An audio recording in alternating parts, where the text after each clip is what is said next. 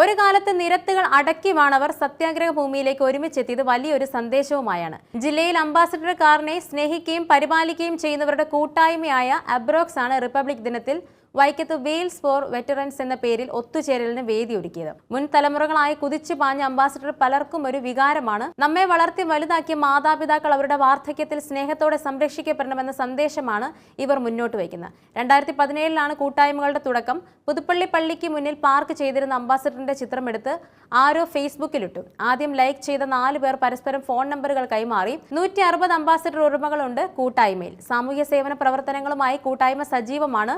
മൂർക്കാട്ടിപ്പടി Vellur KPPL റോഡിൽ നിന്ന് ആരംഭിച്ച റാലിയിൽ ഹിന്ദുസ്ഥാൻ മോട്ടോഴ്സിന്റെ ആദ്യ അംബാസഡർ മോഡലായ ലാൻഡ് മാസ്റ്ററും Mark 3ഉം Mark 4ഉം ഉൾപ്പെടെ 50ഓളം കാറുകൾ അണിനിരുന്നു. പൊൻകുന്നം സ്വദേശി മോഹനൻ നായർ 1977 വാങ്ങിയ അംബാസഡറുമായാണ് മുഖ്യ സംഘാടകരിൽ ഒരാളായ മഞ്ജിത് മോഹൻ എത്തിയത്. 60 വർഷമായി അംബാസഡർ കാർ ഉപയോഗിക്കുന്ന പിറവം സ്വദേശി മത്തായി ചേട്ടനും റാലിക്കെത്തി. കായലോര ബീച്ചിൽ നഗരസഭാ chairperson Preetha Rajesh, vice chairman PT Subhash, കൗൺസിലർമാരായ ബിന്ദു ഷാജി, അശോകൻ വെള്ളവേലി, ചൈതന്യ ഹോംലി പ്രൊഡക്ട്സ് ഉടമ ഷിഹാബ് എന്നിവർ റാലിയെ സ്വീകരിച്ചു. അപ്രോക്സിനുള്ള നഗരസഭയുടെ ഉപഹാരം സീനിയർ അംഗം KT മത്തായിക്ക് നൽകി.